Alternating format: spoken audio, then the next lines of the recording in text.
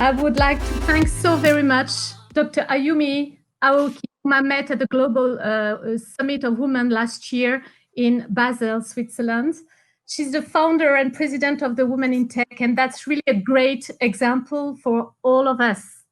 And it is a fantastic opportunity today to showcase what women engineers and entrepreneurs contribute to across the globe. My name is Yvette Ramos, and I shall be your moderator within the next 1 hour. I shall share my screen so we have a good view of what our NGO WomenVi is. I am the president of this NGO. This is a platform of women and men, engineers and scientists, bringing innovative solutions for a sustainable planet using high technology such as artificial intelligence, IoT, Internet of Things, blockchain systems, sensors, etc. After my quick introduction to the topic, and we shall concentrate on climate change, climate action, SDG 13, and this embeds modernizing the hydrological and meteorological services around the world. I shall welcome our panelists. Namely, we have today, thank you so much, our wonderful ladies, Asma Brini, CEO of IBShore, an IT consulting firm based in Tunisia and France. She will be presenting the utmost importance of the means you use when you collect data and you want to transform these data accurately and timely and transform it into knowledge management. Then we will have Betty Bonadel. She's the founder and CEO of AB5 Consulting, based in the UK and France. She will be presenting IoT solutions for smart farming. That is basically an example of a smart agriculture hub to face climate change and support small farmers while protecting the environment. Thank you, Betty, as well, to be with us. Dennis Salas, an IT consultant of the Swiss Engineering Geneva Network, will conclude on the importance of prevention and raising awareness, explaining what kind of activities we, engineers and scientists, can propose for young generations, boys and girls. So let's start. Earlier last year, 2019, Petteri Talas, the Secretary General of the World Meteorological Organization, presented facts and figures on climate risks and extreme events. So we have millions of people displaced, affected by floods, continued decrease in ocean oxygen. We have ocean acidification, destruction of ecosystems, hundreds of millions of people suffering from malnutrition. All these have a cause. We know it. We cannot deny it. It's climate change. To act today, right now, and we have to act right now. We need to adapt and manage risks of the climate change impacts, as shown in this diagram. This is an example of what they do in Calgary to plan the climate change action. And to adapt with a proper strategy, programs across the globe are being implemented to help cope with disasters. For example, we have here a project. I'm a project manager of the system integrator, NIRAS international firm based in Denmark. And this is a first thing that we need to help. We help here the Department of Meteorology and Hydrology itself. This is Myanmar country. The staff is 900 people across the country. We need, and we have different parallel strategic axes, but one of them is modernize, of course, their infrastructure. And we bring an integrated system that will ease all the knowledge within the organization. Because what we want at last is really collecting the data and going into a system where the DMH itself, the customer, I would say the National Meteorological and Hydrological Service in the country, can transform these data into wisdom.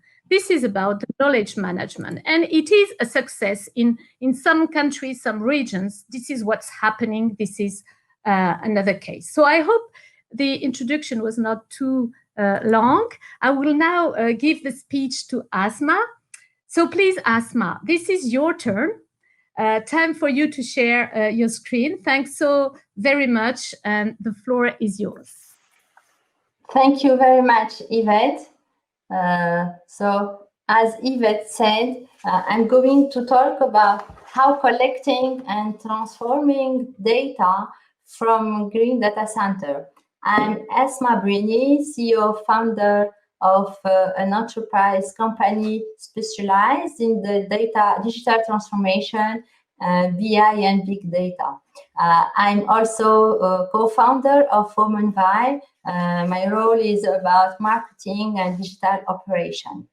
What you need to know is that data centers are now part of the basic infrastructure of many corporations, companies, government agencies, running and operating them effectively and efficiency is necessary for the economic viability and delivery of the various functions and services undertaken by this organization. Energy is central for these data centers across the globe to deliver effective services to customers. Yet on a global scale, data center power consumption is amount roughly 416 terawatts, which is 3% of electricity among the planet. This number is growing very fast each year.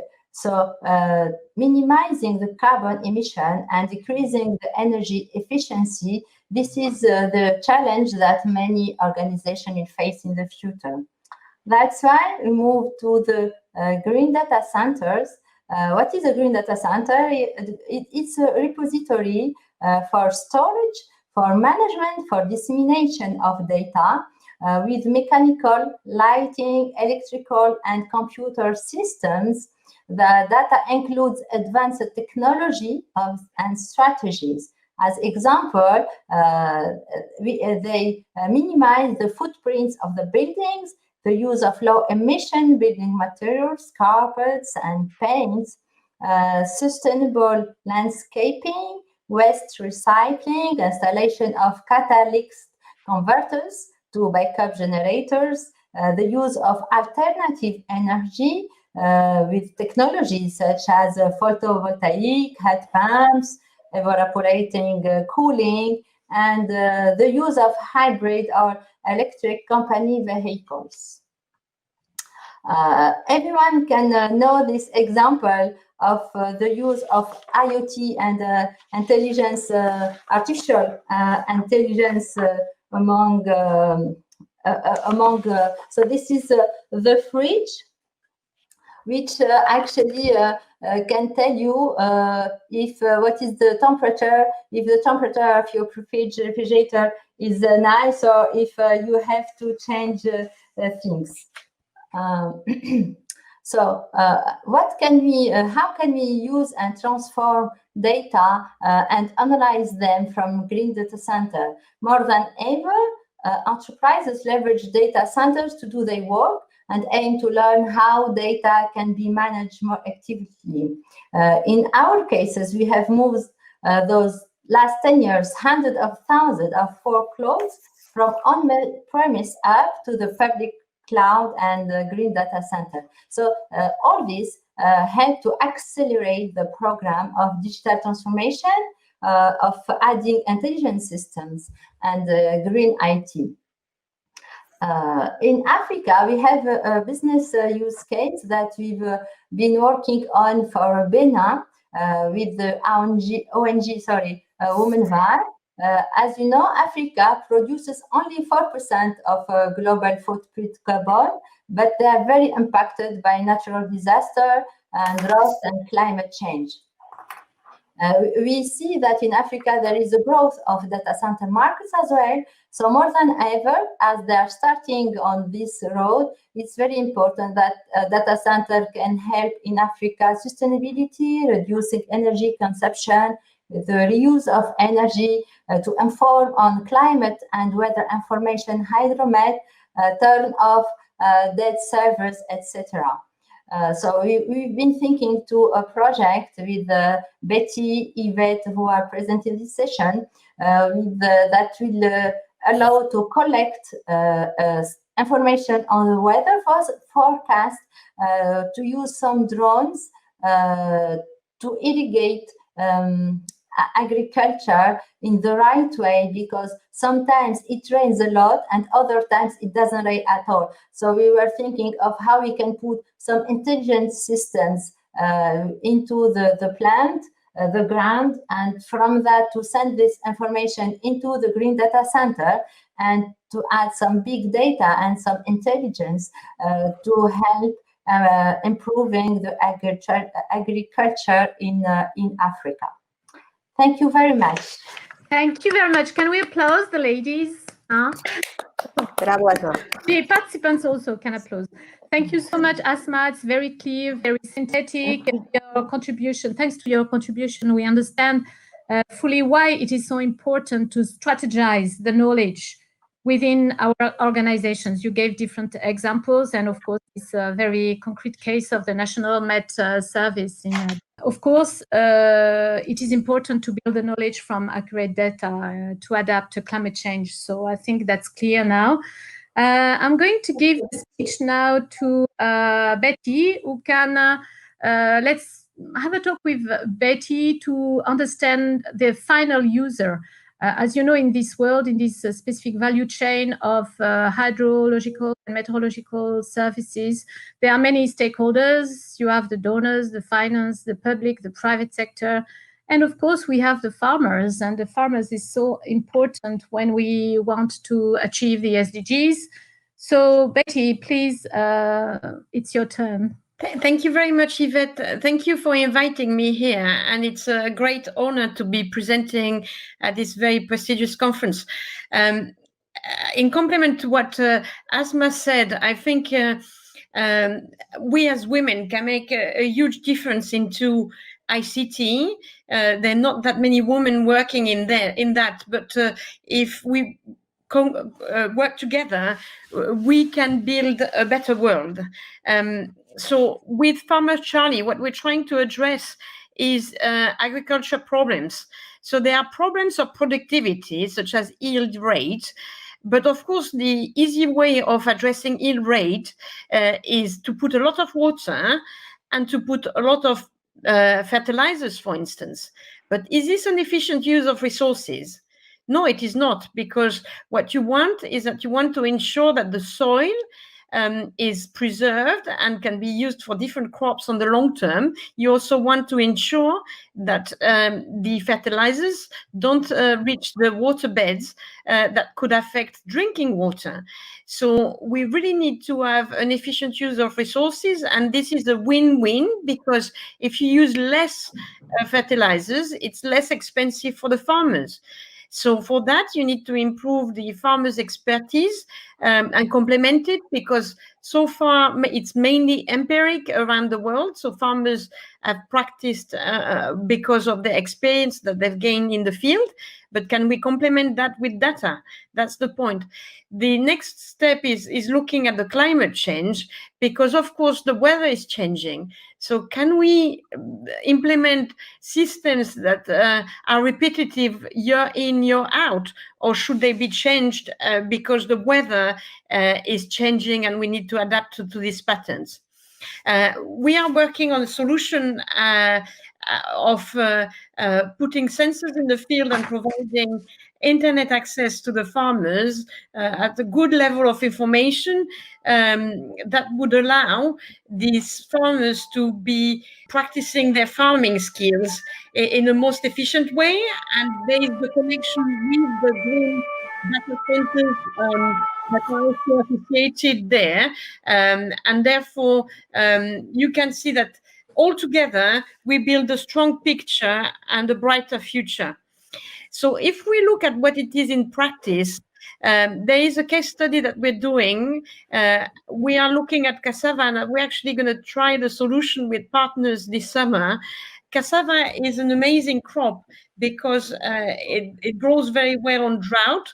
So the need of water is slightly different to some of the other more water demanding crops such as maize. Nigeria is a great country where which is producing cassava as the top producer in the world, but the export is very low because the yield is very low.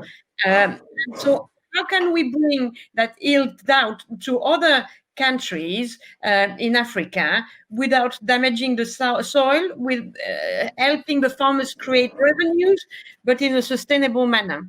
So the impact strategy of our solution for UN SDG 13 is to ensure better monitoring of the crops, control with sensors the field, so we can use, as I said, limit the use of some of the produce. Water is a key element. In Nigeria, only 2% of the farms actually have a water storage system. So how can we use the sensors in a wise way so that we use the water in a wise way? So I've mentioned the other elements earlier, so I'm not going to carry on doing it. And the idea is eventually to go towards a zero waste economy. So it's not only stopping at production, is looking at the harvest and what you do with what you have harvested. For instance, cassava peels can be used as a resource rather than a waste. Why are they burnt? Can we reuse them for chick feeds, for instance? Thank you very much for your time, and I'm looking forward to questions. Thank you. Thank you, Betty. I can see that there's already. Can you hear me? Yes. There's already a few questions, so I'll leave the questions for the end. But you can reflect, Asma, for example, on the pricing of the green data center, reflect a bit. And Betty, about the stakeholders, you're talking about agriculture. What do you think about the other stakeholders? And there's also a question for me. So I'll leave you think about the answers a little bit later. So thanks, Betty. It is a clear presentation that puts light on the complete, in fact, value chain of the climate services, from collecting data and improving basically the quality of food that we will have in restaurants and in our homes, basically. And of course, you give hints on how to bring the smart solution to the final beneficiaries. I think this is very important. Well, let's go back a little bit, take some breath. On the mitigation side of climate change, we've just seen basically technical smart solutions that, of course, have a social importance when you speak about beneficiaries, about suppliers, etc. All these stakeholders, it's a matter of human relations as well. But going to the mitigation side and maybe having a longer term view, Dennis, what can you tell us? How do you think young generations can cope with that, and how they can impact, how things can be taught on the longer term? Please, it's your turn. Thank you. Thank you, Yvette. It is a reality that current the younger generations are going to inherit the largest challenges that is facing our world, that is climate crisis. But this pandemic showing us that we can solve this problem, that we can reduce the greenhouse gases, and we have to raise awareness in younger generations. And we have to focus in 4 areas. The first one is education. We need more scientists. We need more women in STEM, and we need to eliminate the stereotypes linked with professions. We need to inspire more young girls to follow a career in STEM. We have to promote more careers in STEM. And we have to create careers related with environment to solve problems that we are facing now with climate adaptation and mitigation. And of course, we have to continue spreading information about climate change, adaptation, and mitigation at school. The second area is the young generation needs role models to follow. Nowadays we have a lot of young activists that are pressuring worldwide leaders to act against climate change. But we also need role models that can be mentors for young professionals. Also, we have the technology now. We have technology to collect and provide data, and this data can be transformed in order to use it and have and take better decisions. We have artificial intelligence. We have machine learning that can help us to have better climate predictions, monitoring air pollution. And we can use this technology and promote innovation. We need more imaginative and creative solutions in order to adapt to climate change. And for that reason, we need to find new sources of renewable green energy. We need innovation to reduce industries and car pollutions. We need also innovation to reduce water use and water waste in agriculture.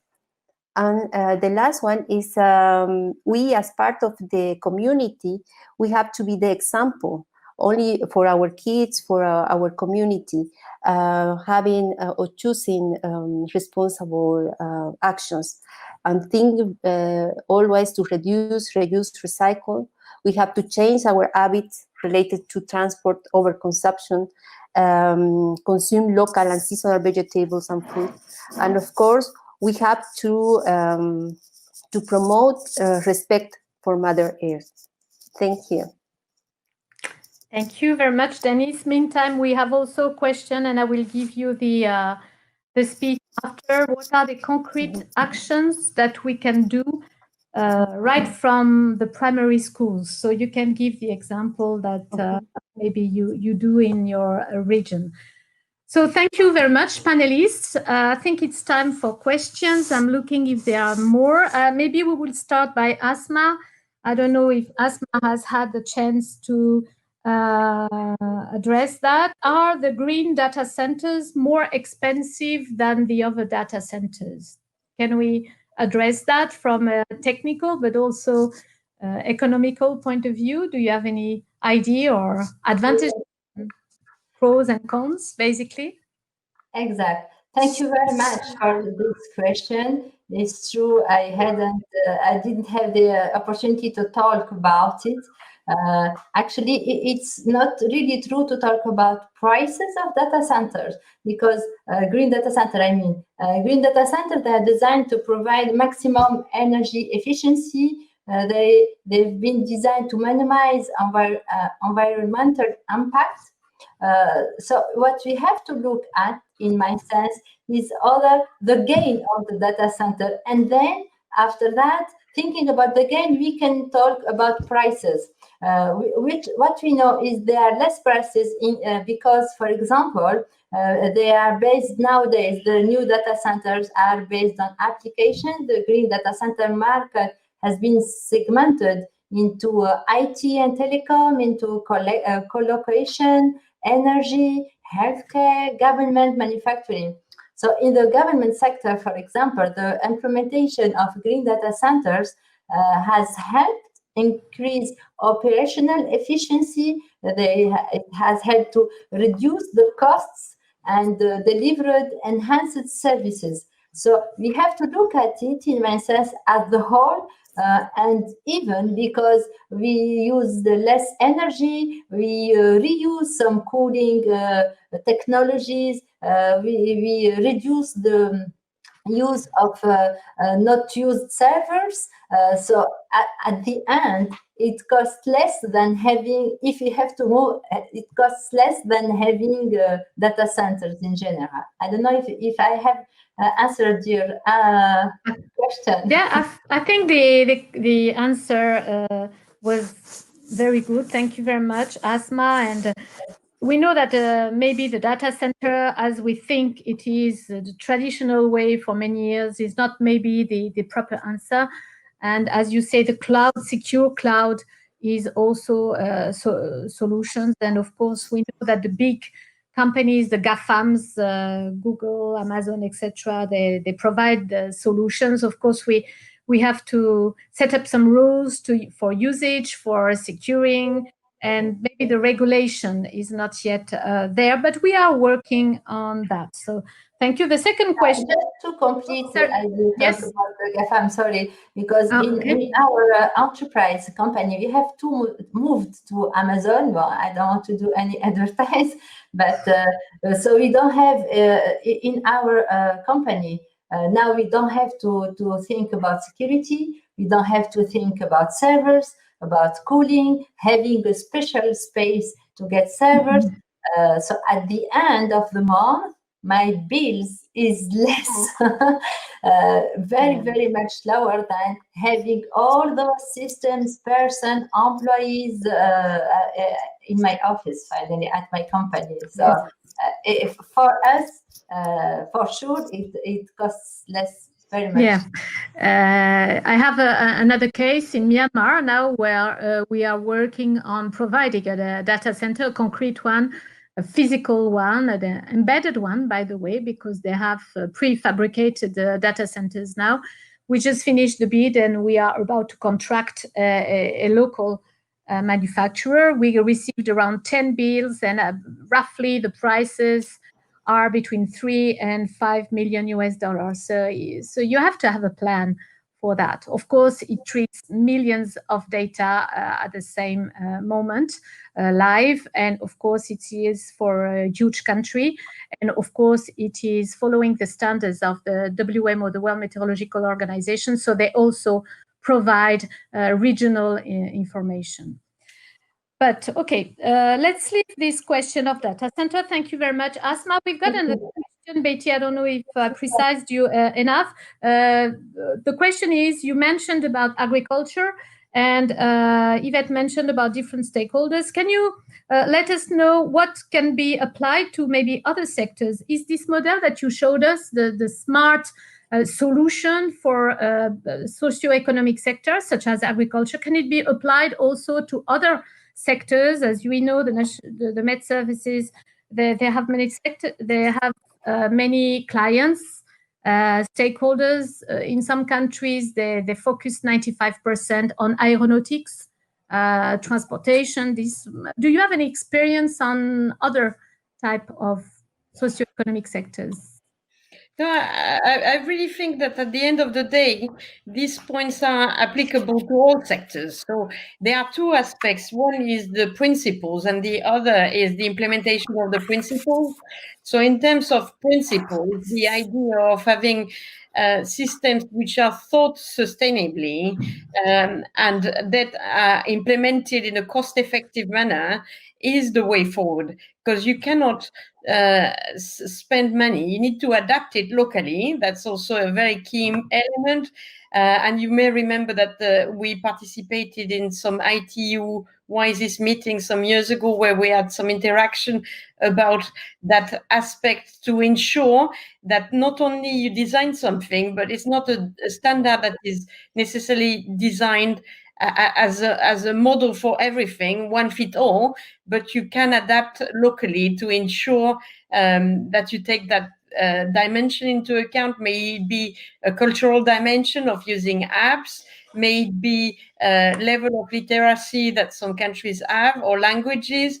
So that these are key elements that you need to take into account. But of course, you can use the same concepts in a variety of sectors. Okay.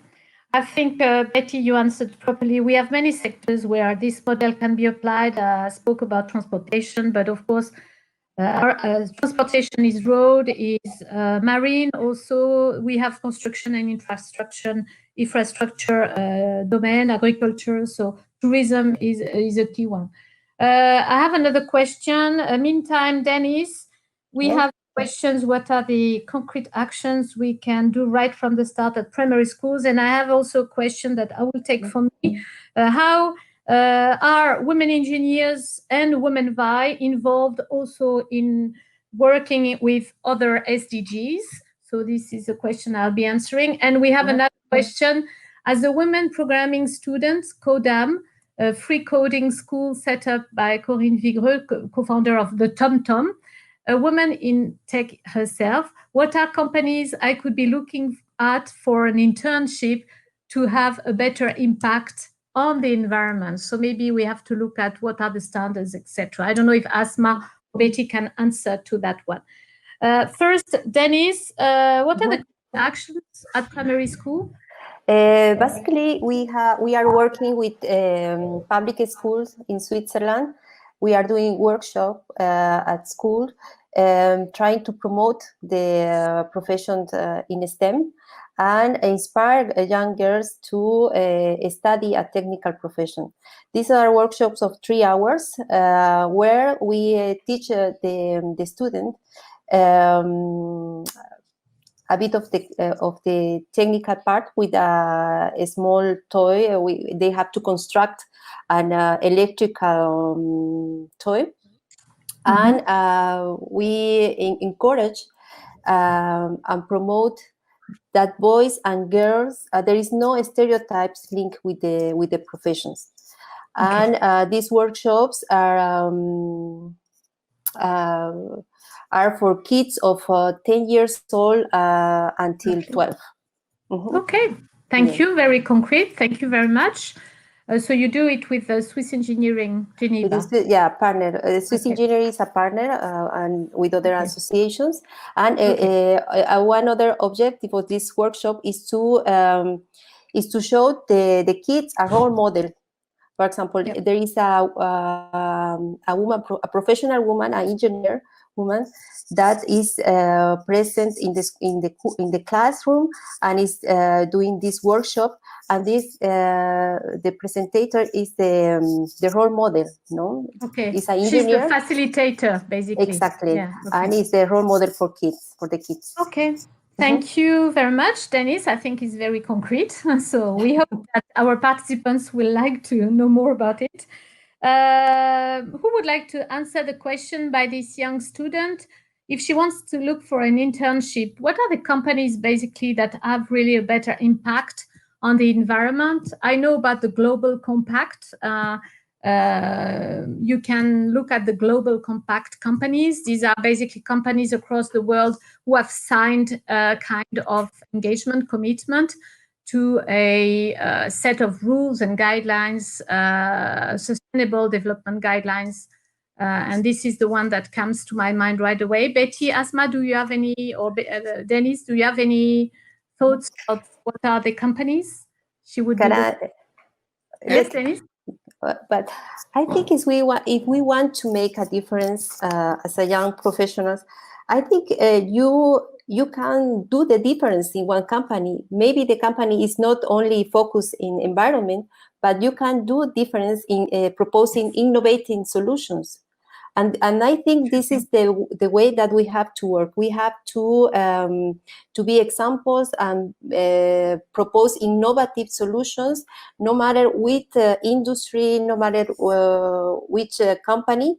We have to set up a baseline for climate change adaptation, and in all levels, all levels. Yes. I think you have a very good answer. The best is, in fact, her to find a company that for the moment doesn't have impact on the environment, but thanks to the students, they will have, right? Exactly. Yeah. They will initiate the transformation. Asma and Becky, any thoughts?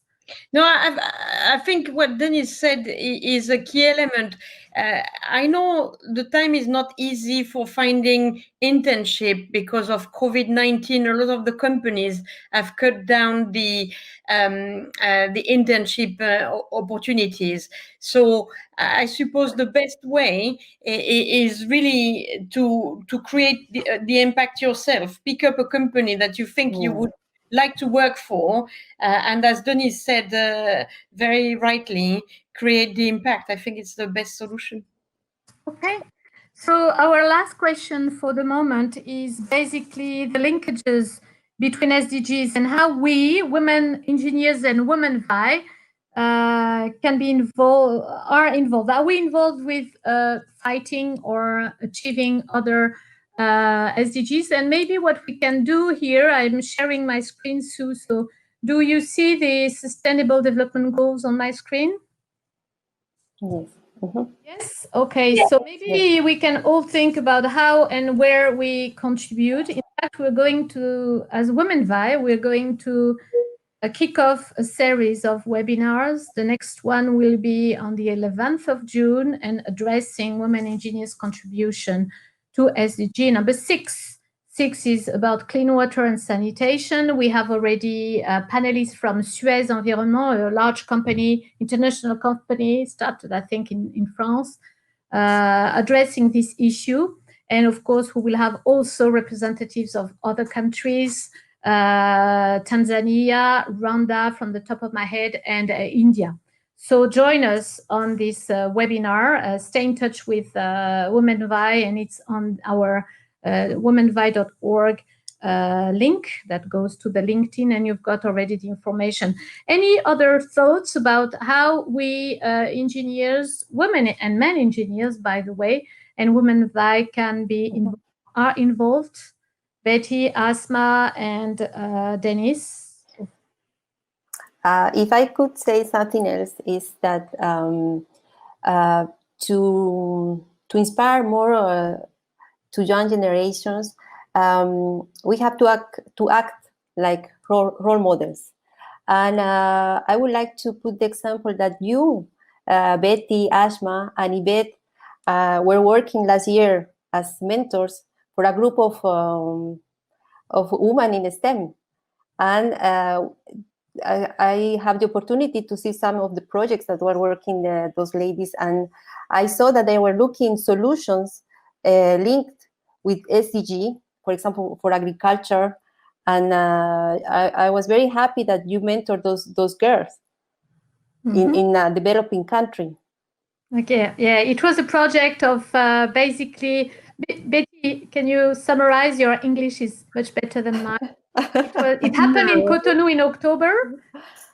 We worked closely with the Digital Transformation Ministry, correct? Yes. We got, do you want to summarize this, or?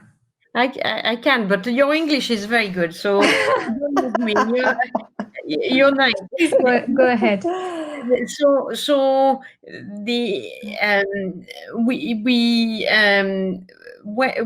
went to Benin to support a group of 20 women that were first selected as for competition by the Ministry of Digital Economy. And we provided a coaching. So they didn't really need a lot of support. They were amazing young professionals with a lot of technical knowledge, data management, and technical background. We just gave them that extra bit of confidence that allowed them to go and pitch and promote their ideas and gain that confidence. What I learned from that, because it's a mutual learning process, is that there is so much energy, so much possibility, and with little support between us as women or as interested party, men and women, we can make a huge difference working together. And it was a fantastic event. We're still in contact because there is a WhatsApp group with that group of girls, and they've carried on with their projects. They're very active. It's a real pleasure to see that development going up. So Okay. it's something that, in a way, in a concrete action, we're very grateful to contribute to building something which is giving more opportunities. Yeah, can you see my screen, or it has disappeared? Now, yes. Yes. Okay, so in fact, I just wanted to show this is a very concrete example of what we did, and it's called, the group you mentioned is called Les Amazones du Digital, and we really did some coaching on their pitching and sales strategy, because all these ladies, what they have at the end is a pitch in 1 minute to go and get some donors, give them some hints and a little bit of money to start their project. So we had a group of 20 selected out of 50, as Betty was saying, and this is basically the report. Anybody who would like to do the same in their country is very welcome. So this is very concrete action that we did. We are role models, we are acting, we have initiatives on these sustainable development goals, and we look forward to work also with you if you are interested. I think we are about to close now because basically we have no more questions, unless I will just give you back the speech, Asma, Dennis, and Betty, just for one key message you would like to address to the participants. And we thank you so much, panelists, because during this nearly 1 hour, we had understood the key differences between mitigation, adaptation to climate change, success factors from social and technical perspectives. And I hope we develop some interest with our participants. So then I want to partner with us, co-founders of WomenVi, a little bit of publicity. And of course, be welcome to join us and build, as Betty just said, a better world altogether, men and women, engineers and the others. So womenvi.org. Asma, just a last word, maybe a key message that you would like to bring to our minds now as a conclusion. Yes, thank you, Yvette. I would like to thank you all for inviting me to this wonderful conference at the beginning. And then I would like to say that, yes, Green Center is the future, and I confirm that all our jobs are going to this new way of doing things because of the green, because of the cloud, because of the new jobs and roles that have been created. And please, girls, come to these domains, because girls and boys, of course, because it's very interesting. You can do it, and we need to get more girls in those fields and domains. And thank you very much. Thank you, Asma. Oh, meantime, people are waking up and sending us some questions. So I have another question, sorry, 2 more questions. Is there any initiative regarding the impact, and that's for you, Asma, the impact of cloud computing on the climate? Is it because we're using cloud computing on and is there any impact on the environment, on the climate?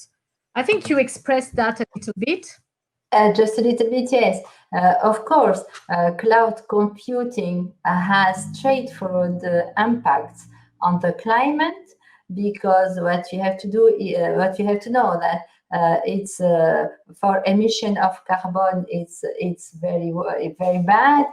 About the use of energy, about the use of cooling methodologies and techniques, and you know the issues that we have with the water in the world, on the global planet, and all those issues that we are facing for our children in the future. So definitely, yes, there are impact of the cloud. That's why going to efficient solution from now is urgent, and it is a necessity for the future. I don't know if I have answered the question. Yeah, I think you had already given some hints. And from our perspective, we can only, for example, again, I give my own experience when we received those 10 or 11 bids proposals that we studied during a few weeks for the Myanmar project, modernization of the hydromet services. We have to have some criteria. So we had to select through guidelines. Of course, it's a World Bank project, so we have guidelines, and the social and environmental impact is very important. So the person who asked the question might have a look at the World Bank side, and they have guidelines that are named after social and environmental impacts. So there's a checklist, basically, and we can check exactly what are the impacts for each subcategory. Okay, just no more questions for the moment. So maybe Betty? Can you just Thank give you very much. So, as a few concluding words, I would say, and echoing what Asma said earlier, that really we probably need more. No, we don't probably. We really need more women in ICT and climate change. And I think the ocean is made of drops getting together closely to build up something huge and strong, because you have huge waves. It's the same with sand, is the same with wind. Whatever force you take is the composition of all our energies. So equally, I think if we work together, we can make huge changes. So don't hesitate to reach out to Women Vi, and let's build that world, that better world tomorrow. Thank you very much, Betty. Dennis, only to say that we can change, we can adapt, we can mitigate the problems with climate change, but of course we need to put to be models in the society. We need also more examples. We need more women in STEM. We need to work baseline with the SDG, and of course we need to work together. Okay, so I think I will not conclude after such a high statements. Ladies, thank you again. I think we will close in a few seconds. It was a wonderful panel. Thank you, ladies. I know you're very busy, and thank you to take the time to be with us. We are all volunteers in these initiatives, and I hope it was a successful talk, for an interesting talk for our participants. Thank you. Have a great day, and follow on, of course. The Women in Tech is not yet finished. Thank you. Good day. Thank you. Thank you. Bye-bye. Thank you.